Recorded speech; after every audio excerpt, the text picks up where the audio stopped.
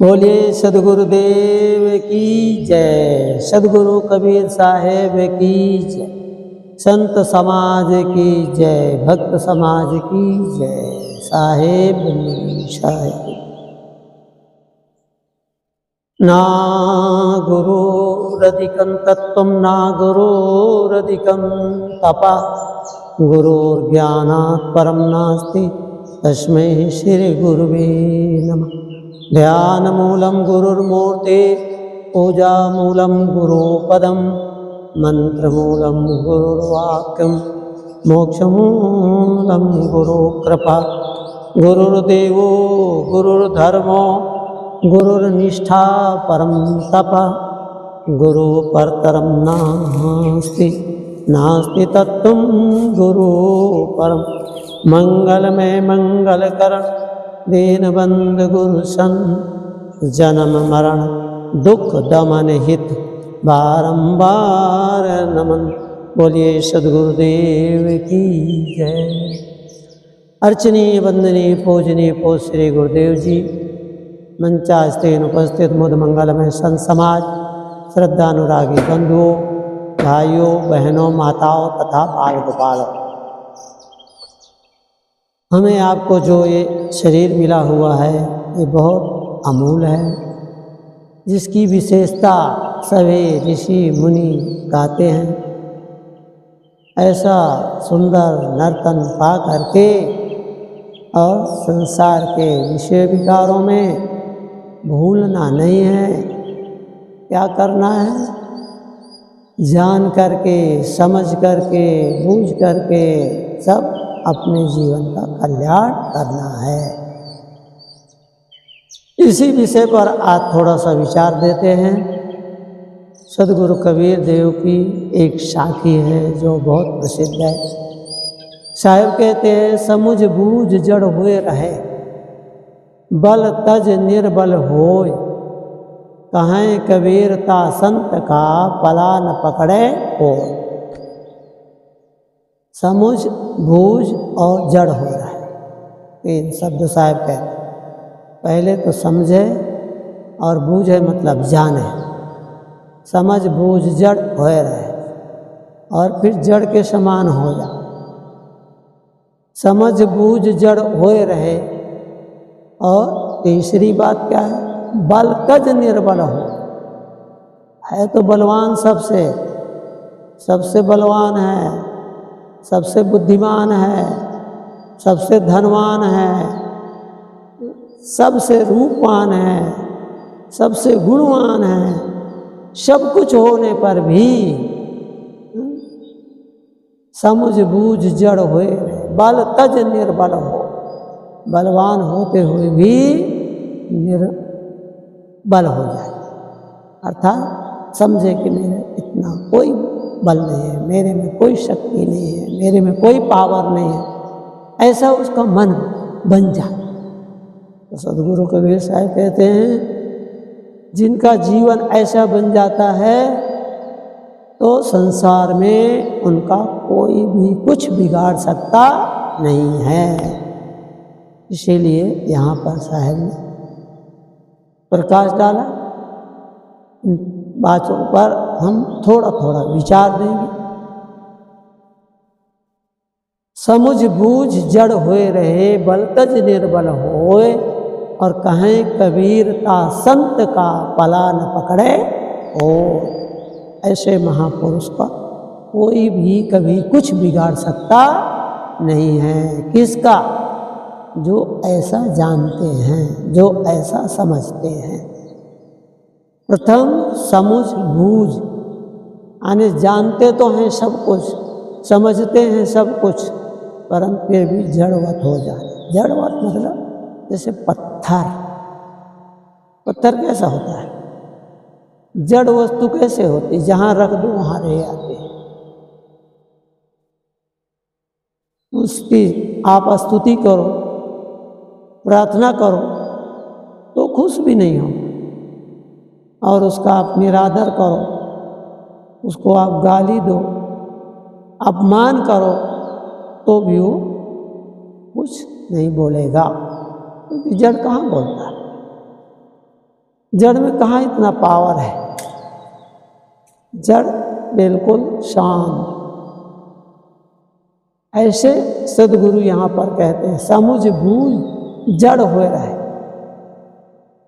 जैसे उदाहरण देते हैं, जैसे माँ है, बच्चे को दूध पिलाती है, आपने देखा होगा, और बच्चा दूध भी पीता जाता है और माँ को पैरों से ऐसे ऐसे मारता है, परंतु माँ गुस्सा नहीं करती, माँ क्रोध नहीं करती, माँ हंसती, खुश होती है, प्रसन्न होती है। क्यों? वो जानती है, वो समझती है। क्या समझती है? ये मेरा बेटा तो है पर नादान है, उसे ये पता नहीं है कि माँ को पूजना चाहिए, माँ के चरण छूना चाहिए, माँ इतना उसका ध्यान रखती है, तो माँ का निरादर नहीं करना, आदर करना चाहिए। परंतु माँ ऐसा जानती है और ऐसा समझती है, इसीलिए माँ के अंदर में कोई गुस्सा नहीं आता, कोई क्रोध नहीं आता, कोई उसको अपमान की भावना नहीं होती। क्यों? वो जानते हैं कि ये बच्चा है नादान, इसको ज्ञान नहीं है।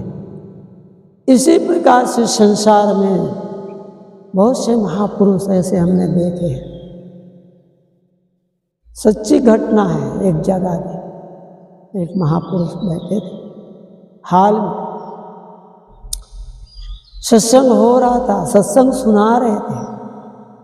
उसी बीच में एक माता खड़ी हो जाती है, मालूम नहीं क्या था उसके मन में। वो महात्मा जो सुना रहे थे सत्संग, भरी सभा में क्या क्या बोल गई जो हम आपके सामने नहीं बता सकते हैं, नहीं कह सकते हैं।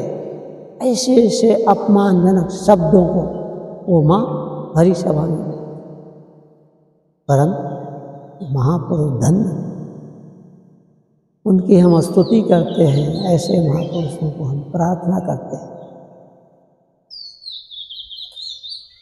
वो कुछ उत्तर नहीं देते थे, जड़, जैसे कहना समझ बूझ जड़ हो, बिल्कुल जड़ हो गए, जड़वत हो गए।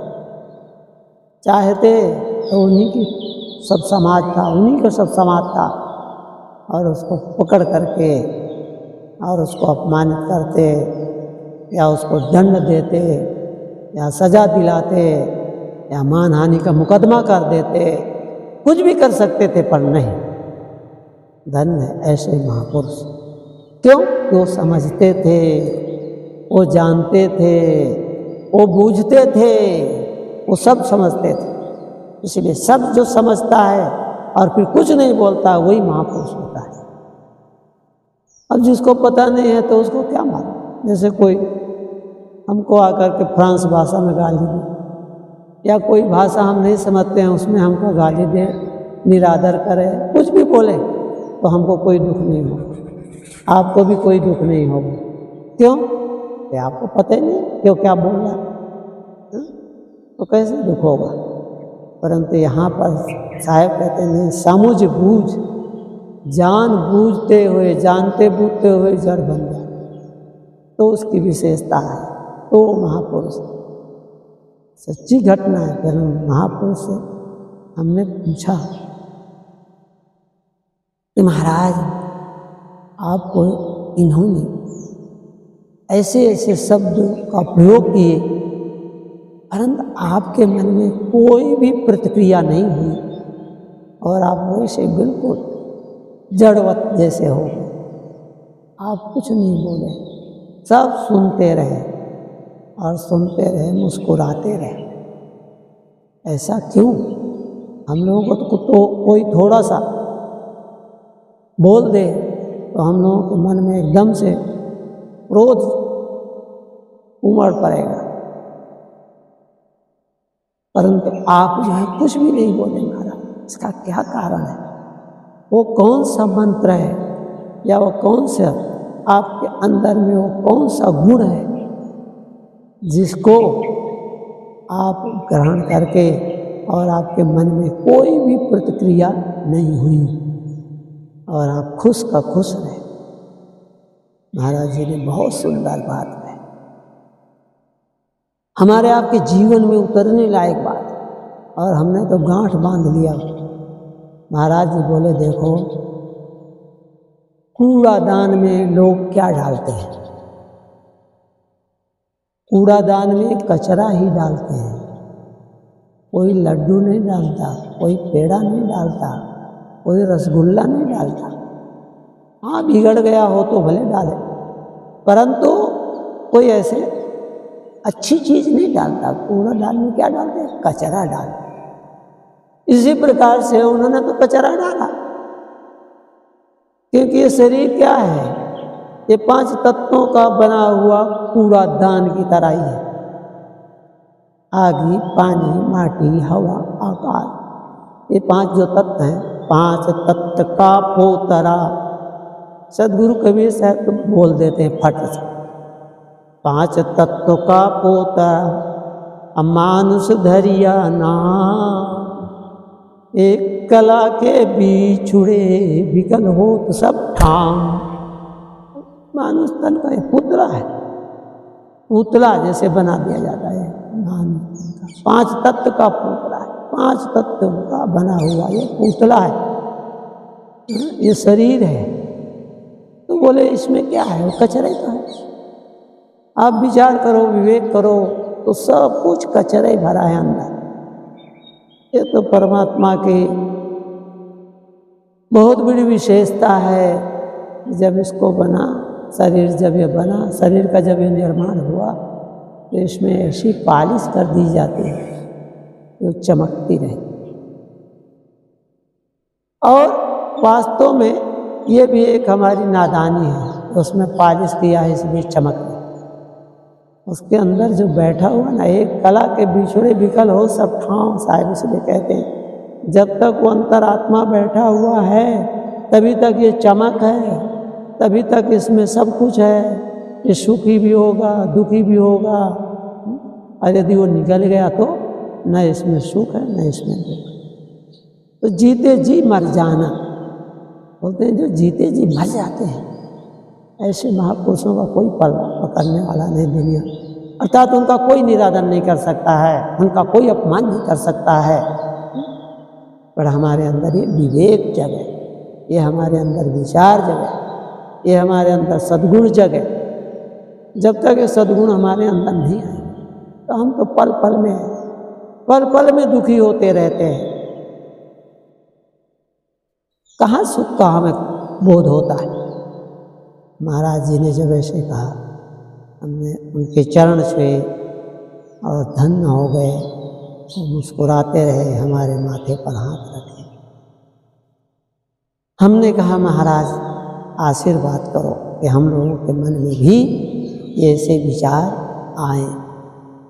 तो साहेब यहाँ पर कहते हैं कि समझ बूझ जड़ हो, यानी जानते हुए बूझते हुए। तो ये कब जड़ होंगे? जब हमारे अंदर ये सद्गुण होंगे। सद्गुणों की विशेषता है, मनुष्य की विशेषता नहीं है, गुणों की विशेषता है।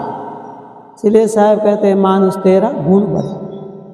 उन्होंने ये नहीं कहा कि हिंदू तेरा गुण बढ़ा, मुसलमान तेरा गुण बढ़ा। ईसाई तो थे नहीं साहब के ज़माने में, नहीं तो वो कहते कि ईसाई तेरा गुण बढ़ा। ऐसा साहब नहीं कहते, मानुष तेरा गुण बढ़ा। मनुष्य के गुणों की विशेषता होती है, इसकी जाति की विशेषता नहीं है। जाति तो हमारी एक ही है, वो तो हम नादानी में जो जहाँ जन्मता वही मान लेता है। इसीलिए एक लेखक ने बहुत सुंदर कहा कि मैं हिंदू के घर में जन्मा तो हिंदू कहलाया, मुसलमान के घर में जन्मा तो मुसलमान कहलाया, ईसाई के घर में जन्मा तो ईसाई कहलाया, जैन के घर में जन्मा तो जैन कहलाया, बौद्ध के घर में जन्मा तो बौद्ध कहलाया, कबीर पंथी के घर में जन्मा तो कबीर पंथी कहलाया। परंतु मैं इंसान के घर में जन्मा पर इंसान नहीं कहलाया। इसीलिए कहते हैं मानुष तेरा गुण बढ़ा। न हिंदू बनेंगे, न मुसलमान बनेंगे, इंसान की औलाद है, इंसान बनेंगे, न हिंदू बनेंगे न मुसलमान बनेंगे, इंसान की औलाद है, इंसान बनेंगे। बोले हम इंसान हैं। इंसान किसे कहते हैं? इंसान बनना कहने से नहीं। इंसान किसे कहते हैं? इंसान की बोले मनुष्य की भी 3 क्वालिटियां मानी गई। 3 क्वालिटियां होती हैं। कौन कौन सी होती हैं? बोलते हैं एक कहलाता है भगवान और एक कहलाता है शैतान और एक कहलाता है इंसान। तो आप देखिए भगवान किसे कहते हैं और शैतान किसे कहते हैं और इंसान किसे कहते हैं?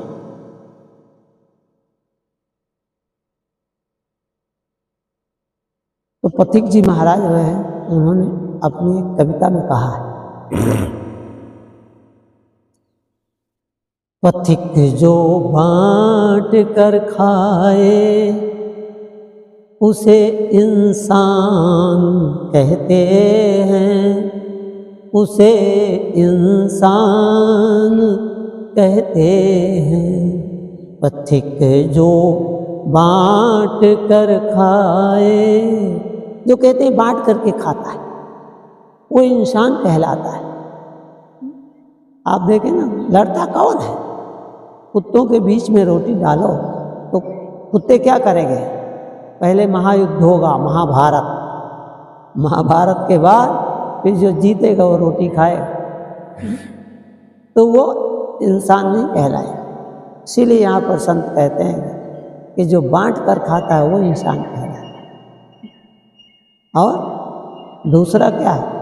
सतावे जो गरीबों को उसे शैतान कहते हैं। सतावे जो गरीबों को उसे शैतान कहते हैं। जो गरीबों को सताता है, गरीब कौन? निर्बल, पशु हो, पक्षी हो, इंसान हो, कोई भी हो, जो उनको सताता है। आज तो कितने लोग हैं, देखो गर्मियों का सीजन चल रहा है, लोग अपने घरों में पानी है, बगीचा में है, पानी भर के रख देते हैं। बहुत से लोग प्याऊ चलाते हैं, बहुत से लोग अन्न शेष चलाते हैं। कोई पथिक आता है तो उनको थोड़ा कुछ गुड़ चना खिला देते हैं। राजस्थान में हमने देखा बहुत प्याऊ ऐसे चल सभी जगह। तो कहते हैं ऐसा कर्म सद्गुणों खिलाना पिलाना, तो कहते हैं न कि उनको सताना। तो जो सताता है वो क्या है? वो शैतान। सतावे जो गरीबों को उसे शैतान कहते हैं। गरीबों की करे रक्षा उसे भगवान कहते हैं। ये 3 क्वालिटियाँ मानी गई, इंसान, शैतान और भगवान। भगवान है वो जो गरीबों की रक्षा करता है, और जो सताता है वो शैतान है, और जो बांट करके खाता है वही इंसान है। इस प्रकार से ये सद्गुण है, ये हमारे जीवन में इनकी विशेषता है। इसलिए कबीर साहब कहते हैं मानुष तेरा गुण बड़ा। उन्होंने नहीं कहा कि हिंदू तेरा गुण बड़ा, मुसलमान तेरा गुण बड़ा, ईसाई तेरा गुण बड़ा, ऐसा नहीं कहते। वो कहते हैं मानुष तेरा गुण बड़ा, मनुष्य बनो, मनुष्य में मानवता है। आज लोग शैतान बनते हैं पर मनुष्य नहीं बनते। क्यों? तो उसका कारण हम लोग कहते हैं कि उनको अच्छी संगत नहीं मिले, अच्छे विचार नहीं मिले, अच्छे सद्ग्रंथ नहीं मिले। और जिनको ऐसे ग्रंथ मिलते हैं, जिनको ऐसे सद्ग्रंथ मिलते हैं, जिनको अच्छे विचार मिलते हैं, उनका जीवन दिव्य हो जाता है। वही परमात्मा है, वही भगवान है। कहीं दूसरा कहीं भगवान ढूंढने कहाँ जाओ? यहीं पर शैतान है, यहीं पर इंसान है, और यहीं पर सब भगवान है। भक्त कहते हैं ऐश्वर्य, जो हमारे यहाँ 6 ऐश्वर्य माने जाते हैं। और जिनके अंदर में ये 6 ऐश्वर्य हैं वही भगवान कहलाते। ऐश्वर्य समग्रश्च धर्मश्च यशस्श्रियः ज्ञान विज्ञान योश्च यो षड्भग इति रणः। जो षड ऐश्वर्य जो होते हैं, जिसके अंदर ये गुण होते हैं, ऐश्वर्य समग्रश्च धर्मश्च यशस्श्रियः ज्ञान वैराग्योश्च, और ज्ञान वैराग से जो युक्त होते हैं वही भगवान कहलाते हैं, वही परमात्मा कहलाते हैं, वही इंसान कहलाते हैं। इसलिए यहाँ पर साहब कहते हैं समुझ बूझ जड़ हुए रहे, जो जानते हुए समझते हुए और बिल्कुल जड़ हो जाता है, उसके अंदर में कोई जहर नहीं व्यापता, उसके अंदर में कोई दुख नहीं होगा, हमेशा खुश रहते हैं। ऐसे महापुरुषों की संगत में आप जाएंगे, आप देखना आज महापुरुषों के पास हम क्यों जाते हैं, इसीलिए हम लोग जाते हैं। आपको कैसे समझेंगे कि ये महापुरुष हैं? उनका लक्षण होते हैं, और लक्षण नहीं, महापुरुष के लक्षण यही हैं कि उनके पास आपको जाते ही, आपके उनके घेरा में जाते ही, उनके आश्रम के अंदर प्रवेश करते ही, क्योंकि वहाँ उनका वायुप्रसन्न चारों तरफ फैलता है, आपके मन में एक शांति का अनुभव होगा, एक आनंद का अनुभव होगा।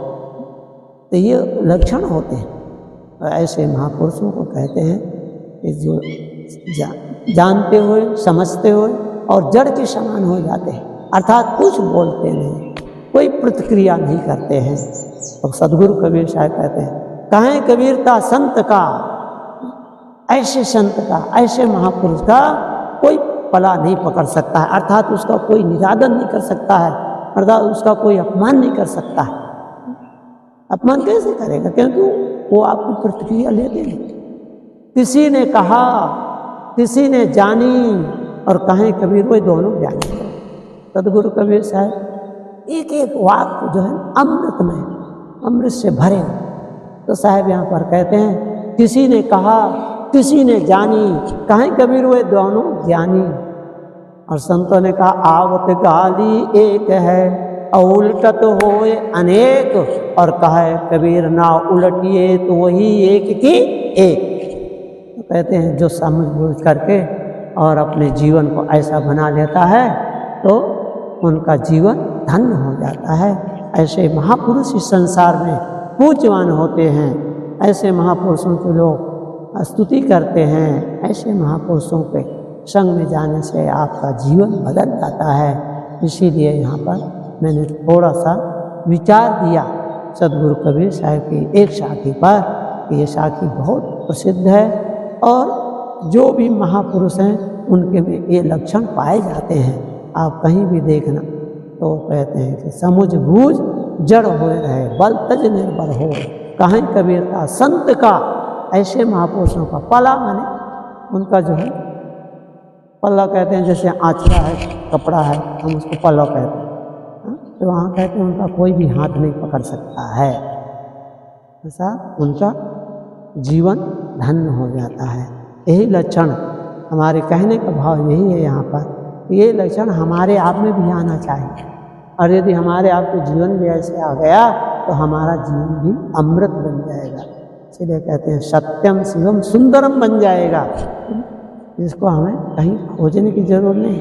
लोग कहते हैं स्वर्ग जाएंगे कि नरक, अरे बोले वर्तमान में तुम देख लो कि तुम स्वर्ग में हो कि नरक में हो।